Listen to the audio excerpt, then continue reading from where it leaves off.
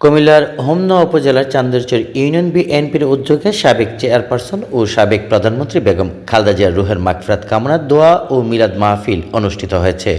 উপজেলার ৪ নং চান্দেরচর ইউনিয়নের ৫ নং ওয়ার্ড বিএনপি ও অঙ্গ সংগঠনের উদ্যোগে আয়োজিত এই অনুষ্ঠানে সভাপতিত্ব করেন ওয়ার্ড বিএনপির সভাপতি মোহাম্মদ বাবুল হোসেন। দোয়া মাহফিলে বক্তব্য রাখেন চান্দেরচর ইউনিয়ন বিএনপির সাধারণ সম্পাদক শওকত আলী মোল্লা। এছাড়াও বক্তব্য দেন উপজেলা বিএনপির সাবেক শিক্ষা বিষয়ক সম্পাদক মহসিন মিয়া, ইউনিয়ন বিএনপির সাবেক সহসভাপতি আব্দুল হালিম মিয়া এবং সিনিয়র যুগ্ম সম্পাদক জামাল উদ্দিন সহ বিএনপি ও এর অঙ্গ ও সহযোগী সংগঠনের নেতৃবৃন্দ। বক্তারা বেগম খালেদা জিয়ার দীর্ঘ রাজনৈতিক জীবন, ত্যাগ ও দেশের গণতন্ত্র পুনরুদ্ধারে তার অবদানের কথা তুলে ধরেন।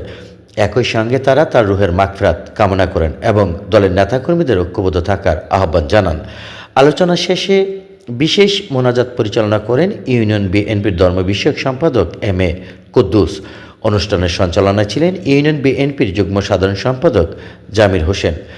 দোয়া ও মিলাদ মাহফিলে ইউনিয়ন ও ওয়ার্ড বিএনপি, যুবদল, ছাত্রদল সহ বিভিন্ন অঙ্গ ও সহযোগী সংগঠনের বিপুল সংখ্যক নেতাকর্মী উপস্থিত ছিলেন। তুমি খবরের সাথে আরো করে প্রোগ্রাম কমিটি আসবে।